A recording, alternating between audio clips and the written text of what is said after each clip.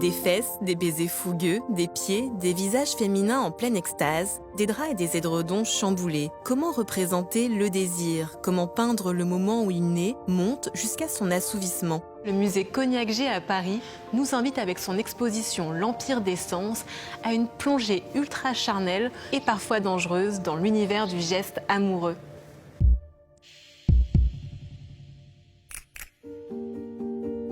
Le Marquis de Sade et ses romans scandaleux n'ont pas encore vu le jour que déjà au XVIIIe siècle, le désir est au cœur de l'art. En apparence, on peint souvent des scènes de vie chaste, mais dans les alcôves, la part belle est faite au fantasme, comme en témoignent les œuvres du peintre François Boucher. Héros de la peinture française, aussi bien adoré que conspué, François Boucher est peintre à la cour du roi Louis XV, favori de la marquise de Pompadour, maître incontesté du style rococo, mais aussi libertin. Boucher va être l'auteur d'inventions extrêmement osées dans le champ de l'art érotique et vraiment il va proposer d'aller très loin ou dans le traitement du sujet ou dans le choix de la composition et en mêlant toujours différents artifices qui font que fond et forme vont aiguiser le désir, enrichir la mise en scène de la volupté. L'odalisque brune, elle est troublante. C'est une jeune femme qui a relevé sa chemise blanche pour nous mettre en scène son fessier voluptueux. Elle nous regarde sans nous regarder, elle s'offre, mais on ne sait pas à qui, au peintre, au commanditaire, à nous-mêmes. On nous amène aussi à suivre du regard le corps de la jeune fille, puis à s'arrêter sur le fessier, parce que c'est la partie la plus travaillée, où il y a le plus de jeu d'ombre et de lumière. Et on entend presque le fruissement des étoffes. On sent la sensation du velours, du coton, des soies ou de la chair également. Représenter l'amour et le désir à l'époque des Lumières, ça ne va pas de soi. Dans une société encore très moraliste où il est interdit aux artistes de faire poser des femmes nues, les œuvres licencieuses comme celles de Boucher ou de Greuze sont rares et réservées à des cercles très privés. Il faut savoir que ces artistes, en peignant les œuvres que vous verrez ici, bravent tous les interdits du XVIIIe siècle. Ces œuvres sont donc des commandes et elles sont destinées quasi systématiquement aussi à des nouveaux espaces dévolus au plaisir qui ne sont accessibles qu'aux happy few, aux intimes du propriétaire, bien entendu. La lecture de Pierre-Antoine Baudouin, c'est l'un des petits chefs-d'œuvre extraordinaires d'un des élèves préférés, et ça va devenir d'ailleurs son gendre, de François Boucher. Vous y découvrez une jeune fille assoupie.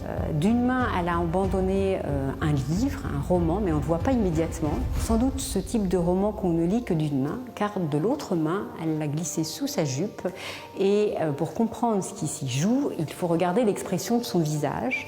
Donc se rapprocher d'autant plus. Et là, vous découvrez une jeune fille avec la tête renversée, les yeux mi-clos, la bouche entrouverte. On y reconnaît l'expression de la pamoison, de l'extase, de ce qu'on pensait identifier comme l'orgasme féminin.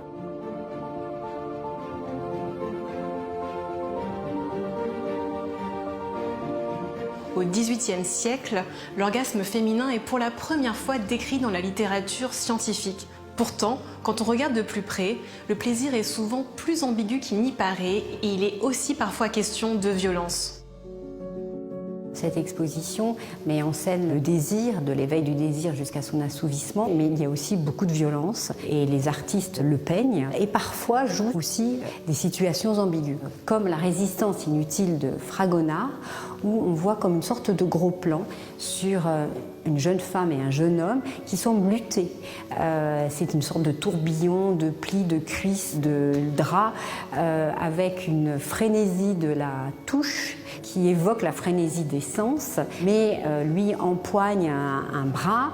On sent une violence et d'un autre côté, on ne peut pas savoir si c'est une violence ou un jeu, parce que lorsqu'on regarde de plus près le visage de la jeune fille, elle a l'air peut-être de sourire. J'aimerais bien qu'on comprenne aussi le contexte culturel et social de l'époque. Il était coutume d'expliquer aux jeunes épouses qu'il fallait feindre la résistance pour aiguiser le désir de leur mari. La deuxième œuvre, c'est l'esquisse préparatoire de la cruche cassée du musée du Louvre, signée par Jean-Baptiste Greuze. Vous avez le portrait glaçant d'une jeune fille, et tout ça dans une tonalité, une palette froide de gris. Un regard, oui, désemparé, très triste, comme si elle ne comprenait pas ce qui venait de lui arriver. Et par ailleurs, on voit qu'elle a une robe totalement tout en désordre, c'est comme une sorte de champ de bataille déchiré.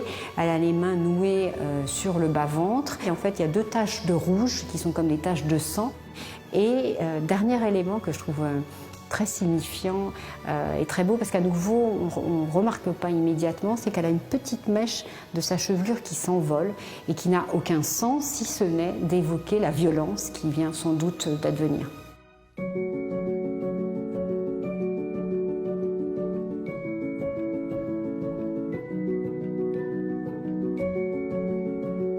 Avec une 60aine de dessins, de peintures et d'estampes, le musée Cognacq-Jay nous plonge dans l'imaginaire amoureux du XVIIIe siècle. Et clou du spectacle, à la toute fin de la visite, ce cabinet intitulé Erotica nous dévoile une incroyable collection de tableaux et d'objets où le sujet est traité de manière on ne peut plus explicite. Mais ça, je vous laisse le découvrir par vous-même.